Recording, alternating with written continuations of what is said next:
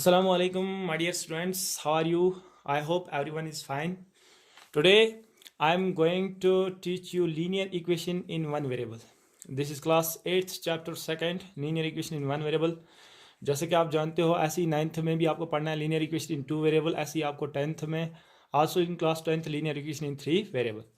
चलो first of all I will tell you what is linear. पहले देखते हैं linear होता क्या है. What is linear? तो linear, simply linear means straight. Linear means straight. Linear means straight, or we can say the highest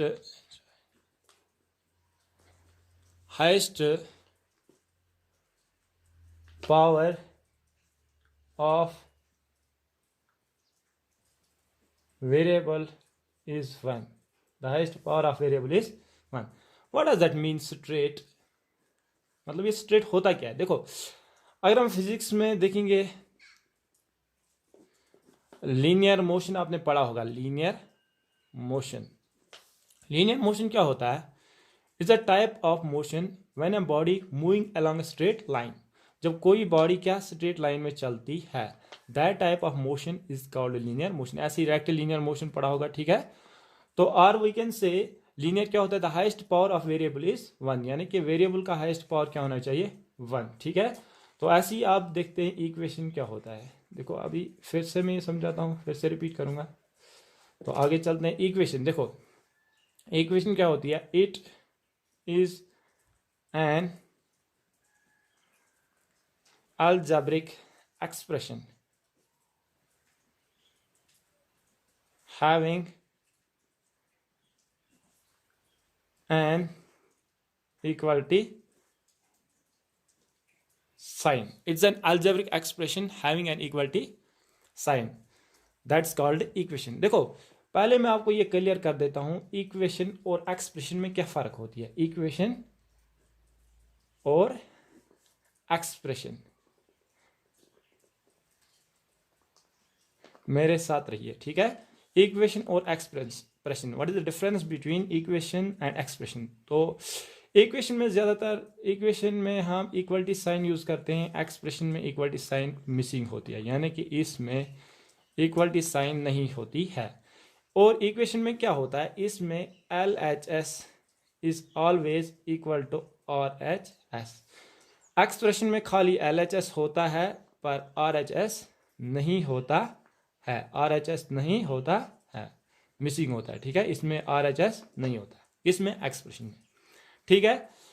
तो अब देखते हैं, लीनियर भी आया, इक्वेशन में आया, इन वन वेरिएबल. तो let me take an example of equation. Suppose 2x + 3 is equal to 7. 2x + 3 is equal to 7. तो 2x + 3 इज इक्वल टू 7. तो आपको पता ही है 2 यहाँ पे कोफिशिएंट है. पहले मैं ये आपको बता देता हूँ. कोफिशिएंट x, इसको हम कहते हैं वेरिएबल. ऐसी 3 कांस्टेंट, ठीक है. ऐसी 7 is also constant. Similarly 7 is also constant.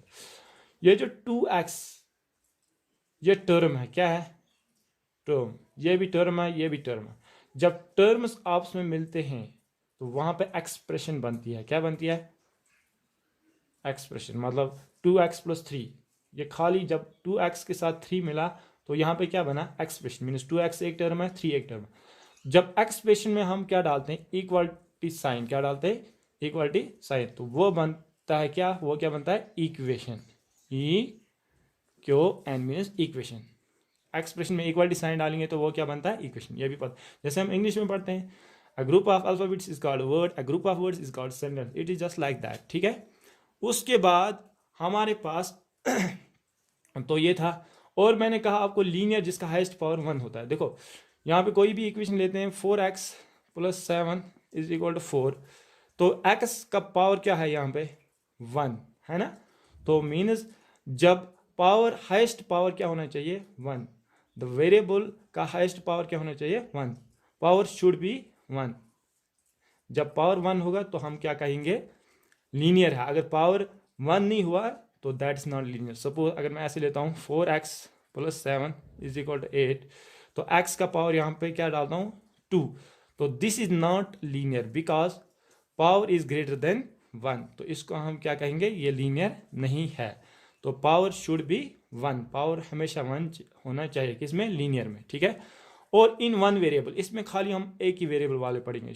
Suppose ऐसे 5x + 4 = 7, यहाँ पे एक वेरिएबल है ना, एक ही। अगर ऐसे होगा 5x + 4x = 7 या 4y लिखता हूँ, तो x एक वेरिएबल है, y दूसरा वेरिएबल है। This is not linear equation in one variable, this is linear equation in two variable, क्योंकि इसमें दो वेरिएबल है x और y, ठीक है। यहाँ तक क्लियर। उसके बाद देखते हैं ये वेरिएबल होता क्या है, ठीक है। देखो वेरिएबल कुछ नहीं होता, वेरिएबल नाम से हमें पता चलता है। वेरिएबल मीन्स के वैरी, जिसका नाम, जिसका ये वैल्यू क्या होता है, वैरी, यानी कि चेंज होता है, चेंज होता है। क्या होता है वैल्यू, चेंज। इसमें ज़्यादातर हम इस्तेमाल करते हैं इंग्लिश अल्फ़ाबेट, जैसे कि x, y, z, ठीक है। तो A to Z मतलब मान लो, ठीक है। ये ज़्यादातर हम इसमें इस्तेमाल करते हैं, किसमें, वेरिएबल में। ऐसी उसके बाद उसके बाद मैं आपको बोलता हूँ कि उसके बाद हमारे पास होता है क्या, हाउ टू सॉल्व। देखो how to solve, how to solve linear equation. Linear equation को कैसे हम सॉल्व करेंगे। We have three methods to solve linear equation. Three methods to solve linear equation. Linear equation को सॉल्व करने के लिए हमारे पास तीन मेथड होते हैं। पहला जो मेथड होता है उसको हम कहते हैं trial and error method, trial and error method. Second one जो हमारे पास होता है उसको कहते हैं systematic method, systematic method. Third one जो हमारे पास होता है उसको हम क्या कहते हैं, उसको कहते हैं ट्रांसपोजिशन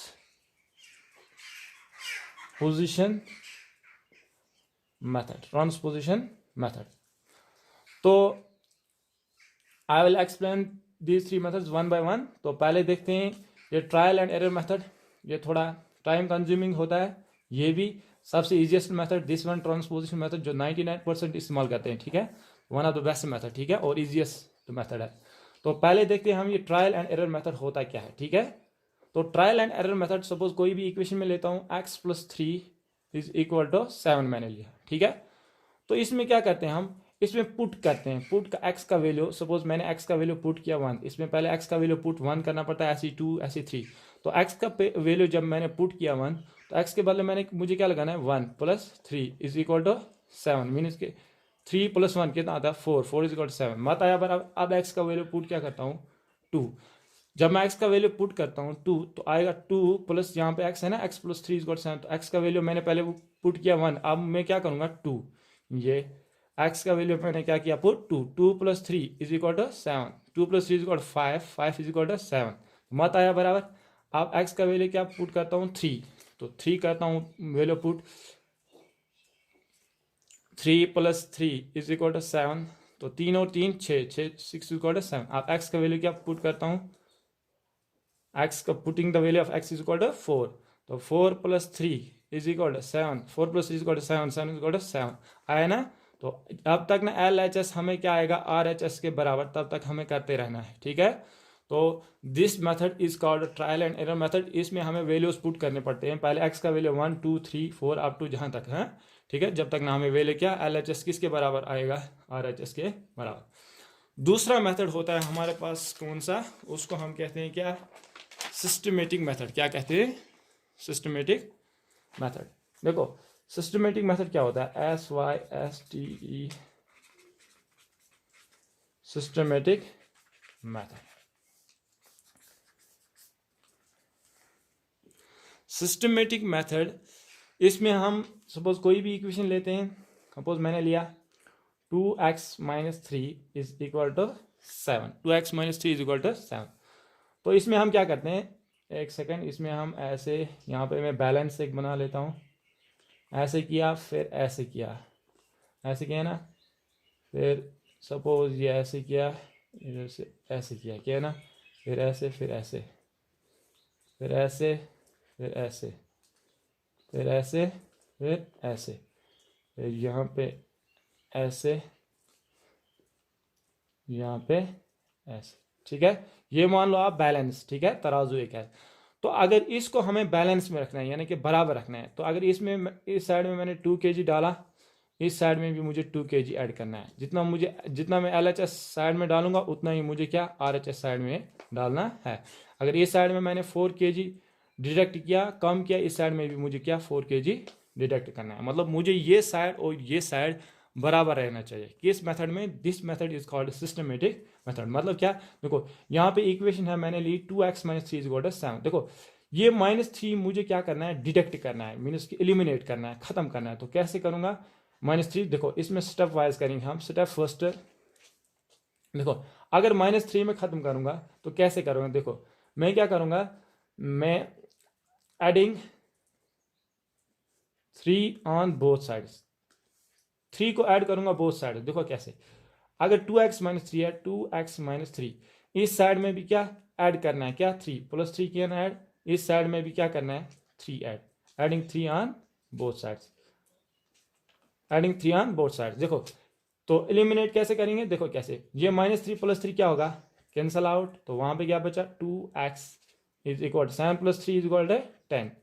अब क्या करूंगा, अब दूसरा सेटअप इसका है, सेटअप नंबर सेकंड। देखो सेटअप सेकंड में क्या करूंगा मैं, step second, dividing 2 on both sides.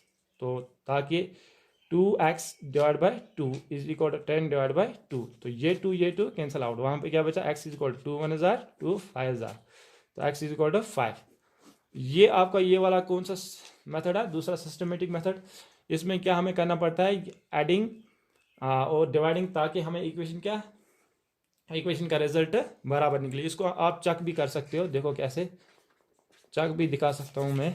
तो चेक कैसे करते हैं, देखो चेक करने के लिए ये हमारे पास 2x - 3 = 7, तो हमारे पास x का वैल्यू क्या आया 5। तो 2 × 5 - 3 = 7, 2 5 = 10, -3 = 7। 10 में 3, तो वहां पे कितने बचे, 10 में 3, तो वहां पे कितने बचे, 7, 7 = 7 आया ना, LHS = RHS। तो ये हमने चेक किया, ठीक है। अगर किसी को कंफ्यूजन होगा तो वो चेक कर सकता है, ठीक है। तो ये सिस्टमेटिक मेथड है।